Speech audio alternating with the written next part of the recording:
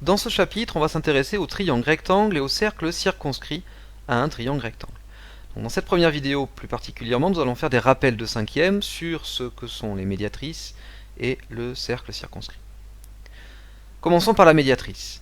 La médiatrice d'un segment, c'est la droite perpendiculaire au segment et qui passe par le milieu du segment. Voici l'illustration. Le segment AB, la droite D passe bien par le milieu I du segment AB, nous avons le codage, et elle lui est perpendiculaire. On peut donc dire que D est la médiatrice du segment AB. On a D perpendiculaire à AB, et I est le milieu de AB. Autrement dit, AI égale IB. Première propriété, tout point de la médiatrice est équidistant des extrémités du segment, c'est-à-dire qu'il est à la même distance des extrémités du segment. Ce point M, par exemple, appartient à la médiatrice de AB. Alors, on peut en déduire que la longueur MA est égale à la longueur MB. La propriété réciproque maintenant, si un point est équidistant des extrémités d'un segment, alors il appartient à la médiatrice de ce segment.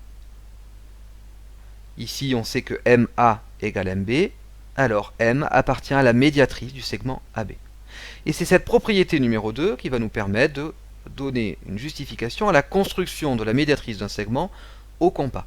Je vous invite à aller voir la vidéo qui figure en classe de 5e sur la construction de la médiatrice d'un segment si vous l'avez oublié.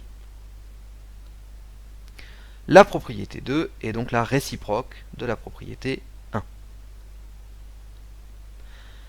Petit 2, voyons ce qu'on appelle le cercle circonscrit à un triangle. Dans un triangle, nous avons vu en 5e que les médiatrices sont concurrentes, c'est-à-dire qu'elles se coupent en un seul point. Le point de concours est le centre du cercle circonscrit au triangle. Il est donc équidistant des trois sommets du triangle. Pour construire le cercle circonscrit, qui est donc le cercle qui passe par les trois sommets du triangle, il suffit donc de construire deux médiatrices, les médiatrices de deux côtés, et le point d'intersection de ces deux médiatrices est le centre du cercle circonscrit. Et pour le tracer, il faut pointer le compas au point d'intersection des médiatrices et le faire passer par l'un des trois sommets. Si la construction est bien faite, votre cercle passera par les trois sommets du triangle. A nouveau, je vous invite à aller voir la vidéo de la classe de 5e sur la construction du cercle circonscrit à un triangle.